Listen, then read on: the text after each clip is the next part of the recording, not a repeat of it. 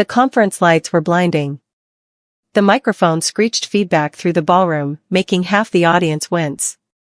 And there stood my manager, Trent Lawson, smiling like a man who'd just won a lottery he didn't buy a ticket for.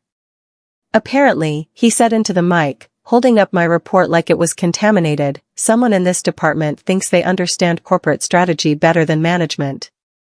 Laughter rippled through the room, investors in expensive suits, executives from the C-suite, even my own teammates. My throat tightened as he flipped through the pages with exaggerated disgust. "Cute attempt though, Madison." The blood drained from my face. My name wasn't supposed to be mentioned. He'd promised he would just polish the slides for the investor presentation. Nothing more. And in that moment, sitting there while 200 pairs of eyes turned toward me, I realized what had actually happened. He'd stolen my work, rewritten the credits to erase my name, and now he was publicly destroying it to make himself look smarter. My hands trembled under the table. This was my career burning in real time. I could hear my pulse louder than the laughter. Every eye in that massive ballroom was on me now, waiting for me to cry or defend myself or run away. But I just sat there, frozen in my chair at the back table, my nails digging into my palms so hard they left marks. Around me, colleagues whispered. Someone from accounting smirked. A junior analyst I trained last year actually looked away, embarrassed for me. And then, a quiet, deliberate voice cut through the noise from the investor table at the front. "Wait. Who actually wrote that report?" The room went still. Not quiet, still. Like someone had pressed pause on reality. Trent's confident smirk faltered for half a second. Just half. But I saw it. The investor who'd spoken was an older man with silver hair and sharp eyes. He was leaning forward now, genuinely curious. His name tag read Mr. Weston. Greenfield Capital. "I'm sorry?" Trent said, recovering quickly with a practiced laugh. "The report," Mr. Weston repeated, his tone polite but firm. "Who wrote it?" That's when everything changed. "My name is Madison Hale. I'm 31 years old, and I work as a data analyst for a mid-sized tech firm called Apex Solutions in Chicago. I'm not the kind of person who draws attention. I don't speak loudly in meetings. I'm not the office favorite who gets invited to happy hours. I don't flirt with executives or laugh too hard at bad jokes. I just do my job. And I do it well. Trent Lawson has been my manager for 3 years. To the outside world, he's charming, quick with compliments, smooth in presentations, always dressed like he stepped out of a business magazine. But in private, behind closed office doors, he's different. Condescending. Dismissive. The kind of man who says, "We're like a family here," right before taking credit for your late nights and weekends. I should have seen this coming. The signs were there for months. But I kept telling myself I was being paranoid, that I was imagining things. That if I just worked harder, stayed quieter, kept my head down, everything would work out. I was wrong. The investor presentation had been the biggest event of the year for our company. Landing Greenfield Capital's account would mean a $12 million contract and expansion into 3 new markets. Everyone knew the stakes. 6 weeks earlier, Trent had called me into his office. "Madison, I need you to collect some data for the Greenfield pitch," he'd said casually, not even looking up from his phone. Nothing fancy. Just pull together what we'd been working on. But collecting data turned into designing the entire business strategy. Trent barely attended the planning meetings. When he did show up, he'd scroll through emails and say things like, "Make it sound more visionary" or "add some pizzazz" before leaving early. I spent 2 weeks working until midnight, living on vending machine coffee and stale granola bars. I rewrote financial projections until they made sense. I researched Greenfield's portfolio, studied their investment patterns, identified exactly where Apex could fit into their long-term strategy. When I finally sent Trent the completed draft at 2 in the morning, his response came 30 seconds later, "Perfect. I'll take it from here." That was the last time I saw my name attached to the file. The warning signs started appearing 3 days before the presentation. I was refilling my coffee in the break room when I overheard 2 colleagues from the marketing department talking by the water cooler. "Did you hear? Trent's been bragging about developing some revolutionary new strategy model," one of them said. My stomach dropped. It was my model. My analysis. My projections. I told myself that maybe Trent would give me credit during the actual meeting. Maybe he was just building suspense. Maybe I was overreacting. But deep down, I already knew the truth. I'd worked for him long enough to recognize the pattern. This wasn't the first time he'd taken credit for someone else's work. Last year, he presented our junior developer software optimization as his own innovation. The year before that, he'd claimed another analyst's market research during a board meeting. The difference was, this time it was happening to me. And this time, the stakes were much, much higher. I barely slept that week. The day before the presentation, Trent called me into his office. The afternoon sun glared through his floor-to-ceiling windows, making me squint as I sat down across from his polished mahogany desk. "Madison," he said, leaning back in his leather chair with his hands behind his head, "I wanted to talk to you about tomorrow." My heart jumped. Maybe he was going to tell me I'd be co-presenting. Maybe he'd finally acknowledge my contribution. "Don't worry about presenting," he continued, that familiar condescending smile spreading across his face. "You're not ready for that level yet. These investors are sharks. They'd eat someone like you alive." The words hit me like a slap. "Someone like me. I'll handle it," he said, waving his hand dismissively. "You just sit in the back and observe. Think of it as a learning opportunity." I wanted to argue. I wanted to stand up and tell him that it was my work, my strategy, my 2 weeks of sleepless nights. But the words stuck in my throat. "Okay," I whispered instead. That night, I cried in the office bathroom, furious at myself for staying quiet. Again. And then came the presentation day. The day everything fell apart and came together at the same time. I arrived early, wearing my best blazer and the confidence I didn't actually feel. The hotel ballroom was already filling with people, investors in tailored suits, company executives, department heads. The stage was set with a massive screen, a podium, and lighting that made everything feel like a Broadway production. I found my assigned seat at the back. Not at the main tables where the important people sat. Not even at the secondary tables where department leads gathered. At the back, where the junior staff observed from a distance. Trent strutted across the platform when his turn came, feeding off the crowd's energy like he was born for this moment. He had the PowerPoint clicker in his hand, my PowerPoint, my slides, my carefully crafted arguments. And then, about 15 minutes into his presentation, he did it. He held up a printed copy of my original report, the one I'd sent him with my name clearly listed as the author, and he mocked it. Not the ideas. Not the strategy. Me. Apparently, Trent said with a theatrical sigh, someone in this department thinks they understand corporate strategy better than management does. The room erupted in laughter. Real laughter, not the polite kind. People were genuinely amused. My face burned. My vision blurred at the edges.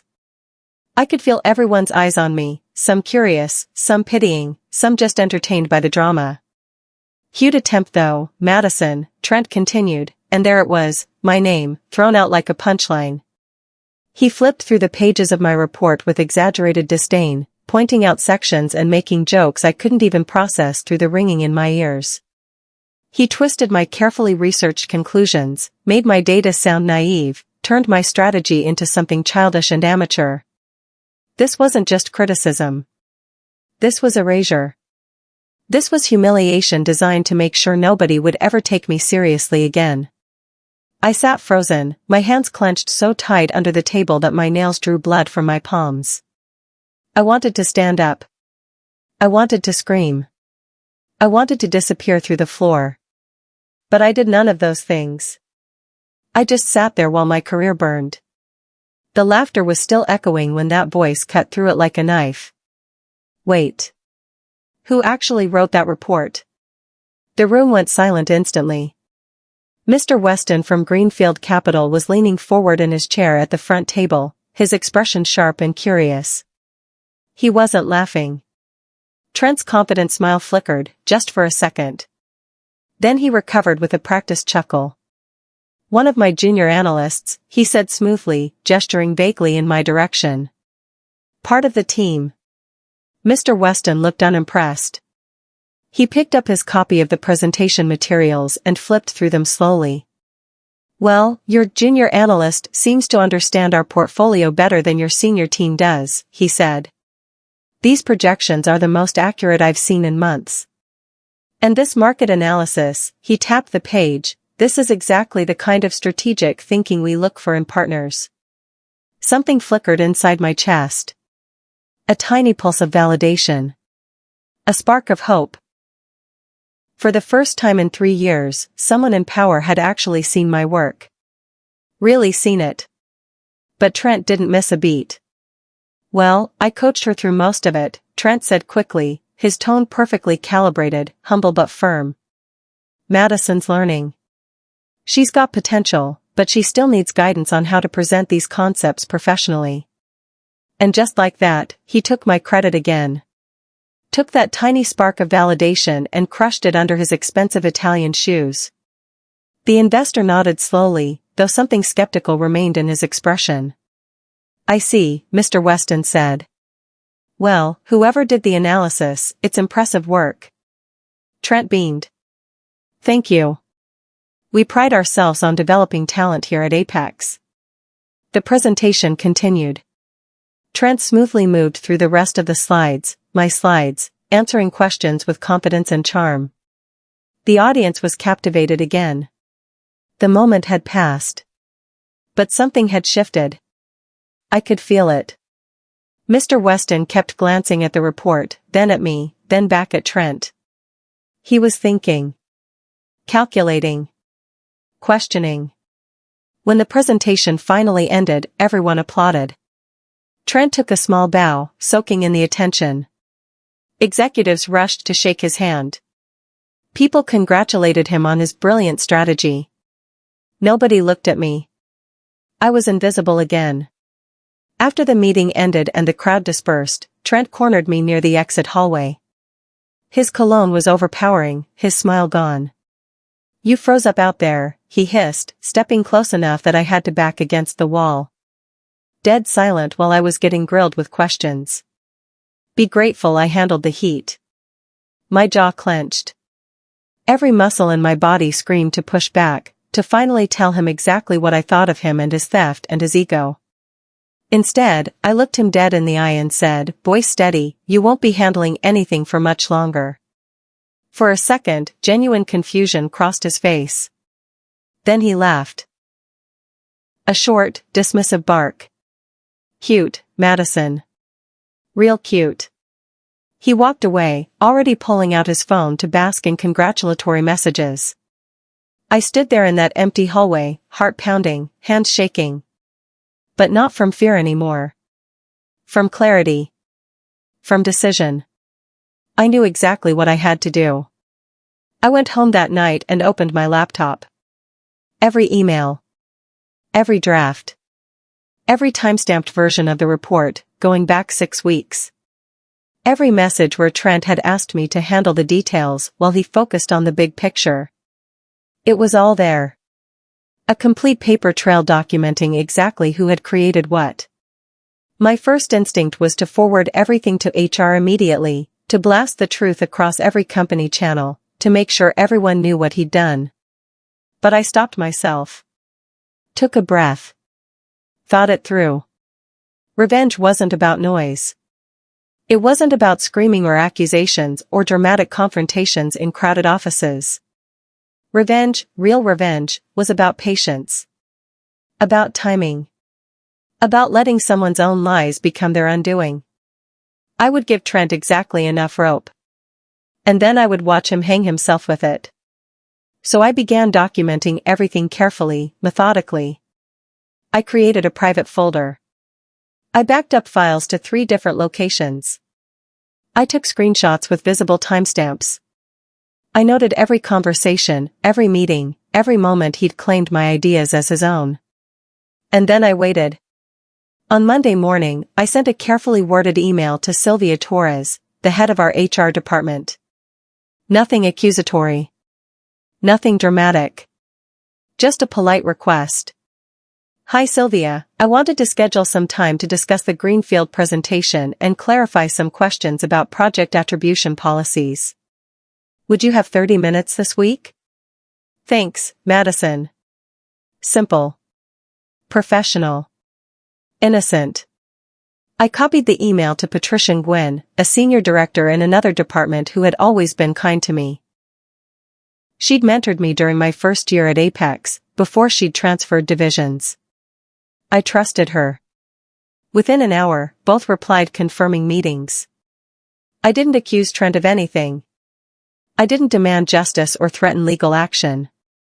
I just asked questions and provided documentation when requested. Each move was subtle. Each breadcrumb was deliberate. Meanwhile, Trent was riding high. He spent Monday morning accepting congratulations from colleagues, already talking about the promotion he'd surely get once the Greenfield contract was signed. He walked past my desk once, coffee in hand, and actually winked at me. Great teamwork last week, Madison. I smiled back. Absolutely. Thanks for the learning opportunity. The words tasted like poison, but I swallowed them down. A week after the presentation, an email appeared in my inbox that made my heart stop. From admin@greenfieldcapital.com. Subject, follow-up discussion. To Trent.Lawson@apexsolutions.com. Mr. Lawson, the team at Greenfield was very impressed with last week's presentation. We'd like to schedule a follow-up meeting with the analyst who developed the market projections and risk assessment models. Please provide contact information for your team member at your earliest convenience. 30 seconds later, Trent forwarded the email to me with a 2-word message, say nothing. Then, 5 minutes after that, another email from him, I'll handle this. Do not contact them directly. I stared at my screen, reading the messages 3 times. My hands were shaking, but not from fear. From the sweet, electric thrill of watching everything fall into place exactly as I'd hoped. Trent was panicking. I could feel it through the screen. He knew that if Greenfield talked to me directly, his whole story would unravel. I didn't respond to his email. I just waited. The next morning, my desk phone rang. I almost never got calls on my desk phone, everything happened through email or Slack. Is this Madison Hale? A crisp, professional voice asked. Yes, this is Madison. Hi Madison, this is Amanda Kerrigan from Greenfield Capital. I'm Mr. Weston's executive assistant. We've been trying to reach you directly about the market analysis you developed for last week's presentation. My heart hammered. Yes, that's my work. Wonderful. Mr. Weston was extremely impressed with your insights, particularly your assessment of the emerging markets sector. He'd like to schedule a consultation call with you directly to discuss the methodology behind your projections. I glanced around the office. Across the room, Trent was in a glass-walled meeting room, gesturing animatedly while talking on his cell phone. He looked stressed. I'd be happy to speak with Mr. Weston, I said carefully. Should I coordinate with my manager first? Actually, Amanda's voice took on a slightly different tone. Mr. Weston specifically requested we speak with you directly. He prefers to hear from the source analyst on technical matters. Translation, he knows something's wrong, and he wants the truth. I understand, I said. When would be convenient? The call with Mr. Weston happened 2 days later. I took it from a private conference room, my notes spread in front of me, heart pounding but voice steady. Madison, Mr. Weston began, I'll be direct. Your work on that presentation was exceptional. But I have some questions about attribution. My throat went dry. What kind of questions? During the presentation, Mr. Lawson referred to you as a junior analyst who needed coaching. But the depth of analysis in that report suggests someone with significant expertise. Your risk assessment models used methodologies I've only seen from senior strategists. So I'm curious, what was your actual role in developing this proposal? This was it. The moment of truth. I could protect Trent, stay quiet, keep my head down like I always had. Or I could finally tell the truth. I developed the entire strategy, I said quietly. All of it. The market analysis, the financial projections, the risk models, the implementation timeline. I spent 2 weeks researching Greenfield's portfolio and designing a proposal specifically aligned with your investment patterns. Silence on the other end. Then, and Mr. Lawson's role? He asked me to collect data. Then he took the final draft and presented it as his own. More silence. Longer this time. Finally, Mr. Weston spoke, his voice careful but firm. I see. Thank you for your honesty, Madison. Word began to spread through the office. I could feel it in the way people looked at me, some curious, some nervous, some openly supportive. Patricia, my mentor from the other division, stopped by my desk with coffee. I heard Greenfield requested a call with you directly, she said quietly. Good. Even some of Trent's usual allies started keeping their distance from him. The political winds were shifting. Trent noticed too. He began hovering near my desk more often, trying to appear friendly. Hey Madison, great work lately, he'd say with that practiced smile. Really proud of how you're developing. I'd smile back, perfectly pleasant. Thanks, Trent. I'm just following your coaching, remember? The sarcasm was subtle enough that he couldn't call me out on it, but clear enough that he knew I was done playing his game. During a department meeting that week, Trent made a critical mistake. He was discussing the Greenfield proposal with our CFO, trying to explain some of the financial projections. But he claimed numbers that didn't exist anywhere in the actual report. The CFO frowned, flipping through her copy. I don't see that figure here. Trent fumbled. It's in Madison's version. The preliminary draft. The room went quiet. The CFO looked at me, then back at Trent. Madison's version? He realized his mistake immediately. I mean, the version we developed together. Too late. The damage was done. The following Monday, I received an email I wasn't expecting. Madison, please report to conference room C at 2 p.m. Patricia Nguyen, Senior Director. When I arrived, Patricia was there with Sylvia from HR and another man I didn't recognize. He introduced himself as Kenneth Bryant, Apex's Vice President of Operations. Please, sit down, Kenneth said, his expression neutral but serious. My stomach churned. Was I in trouble? Had Trent somehow turned this around on me? Kenneth slid a document across the table. It was my original report, the one with my name, my authorship metadata, my timestamp on every saved version. Madison, Kenneth said, we've been conducting a review following some concerns raised about the Greenfield presentation.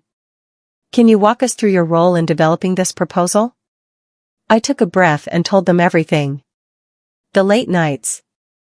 Trent's dismissive instructions. The moment I sent him the final draft and never saw my name on it again. The public humiliation during the presentation. They listened without interrupting. When I finished, Kenneth exchanged glances with Patricia and Sylvia. Thank you for your honesty, Kenneth said. We'll be in touch. That was all. I left the room with no idea what would happen next.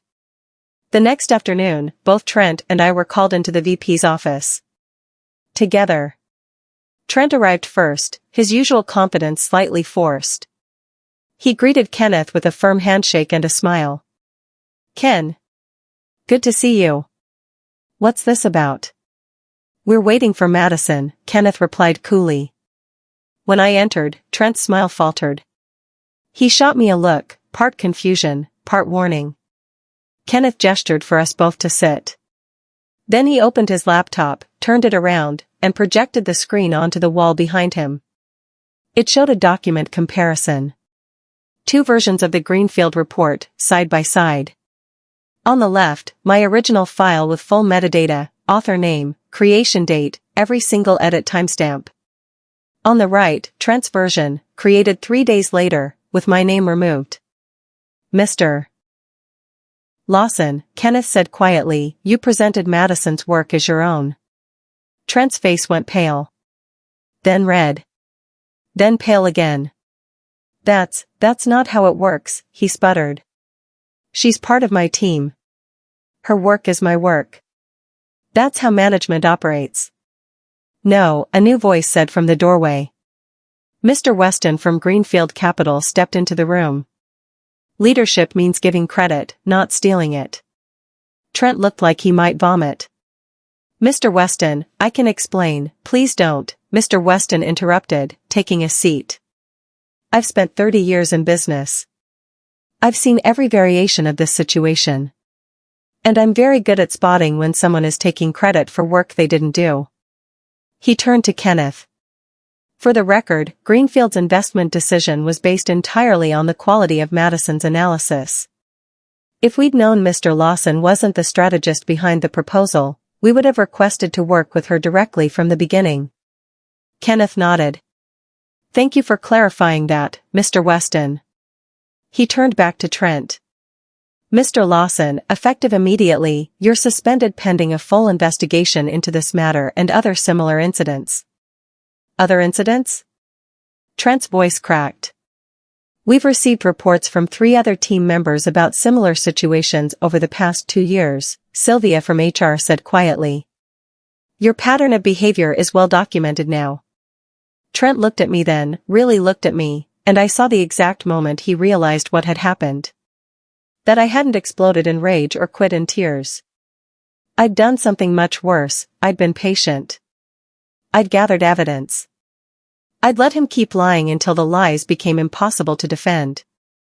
You planned this, he whispered. You manipulated. I documented the truth, I said calmly. There's a difference. Trent was escorted out of the building that afternoon. I watched from my desk as he walked through the office with a security guard, carrying a small box of personal items. He didn't look at anyone. The office was silent, everyone pretending to work while watching the scene unfold. After he disappeared into the elevator, the whispers started. Then the conversations. Then people started stopping by my desk, some apologizing for laughing during the presentation, others congratulating me, a few asking if I was okay. I was more than okay. For the first time in 3 years, I could breathe. Patricia found me at the end of the day. You handled that with remarkable composure, she said. A lot of people would have burned everything down in anger. Anger is loud, I replied. Truth is quieter. But it lasts longer. That night, I slept better than I had in months. No anxiety. No anger. Just peace. The kind of peace that comes from knowing you stood up for yourself without becoming cruel. Revenge, I'd learned, didn't have to be vicious. Sometimes the most powerful revenge was simply refusing to let someone erase you. 2 weeks after Trent's suspension, I was promoted to project lead for the Greenfield account. The promotion came with a significant raise, a new office, and direct access to senior leadership. Mr. Weston personally called to congratulate me. Madison, Greenfield is excited to work with you directly. Your strategic mind is exactly what we need for our expansion plans. Thank you, Mr. Weston. That means a lot. And Madison, he added, his tone more personal, don't lose that instinct to stand your ground quietly. The business world needs more people who let their work speak louder than their ego. Quiet strength. I liked that phrase. It felt true. My new role meant building my own team. The first person I hired was Taylor Chen. The first person I hired was Taylor Brooks, a brilliant junior analyst who reminded me of myself 3 years ago. Talented, overlooked, underestimated. Why are you giving me this chance? Taylor asked during her interview, nervous and hopeful. Because someone should have given me this chance sooner, I replied. And because your work deserves to have your name on it. News of Trent's termination spread through the industry quickly. Corporate Chicago is smaller than people think, and reputations travel fast. I heard through mutual contacts that he'd been fired officially after the investigation concluded.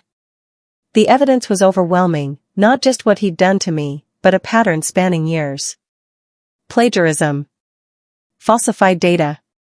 Taking credit for other people's strategies. His professional reputation crumbled exactly the way he'd tried to make mine crumble.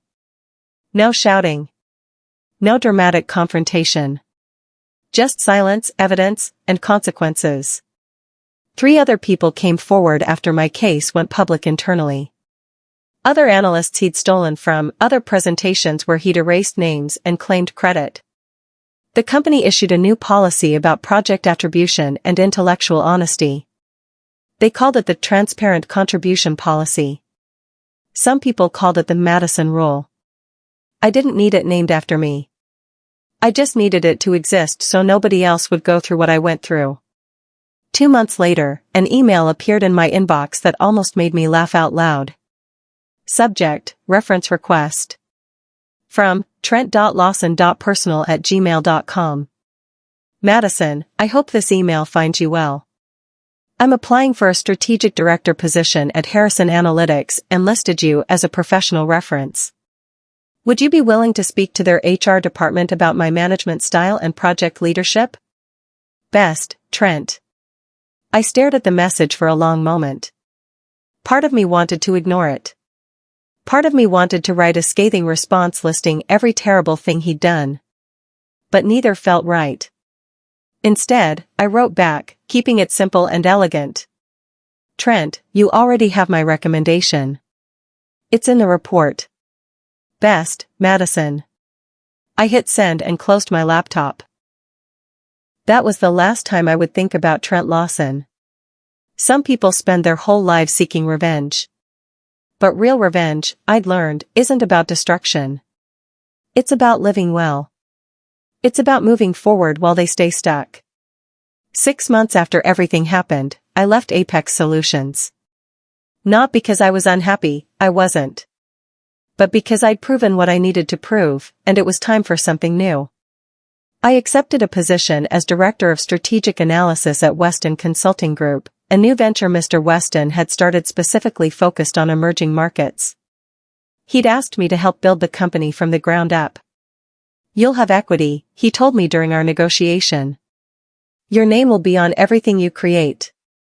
And you'll lead a team that respects what you bring to the table.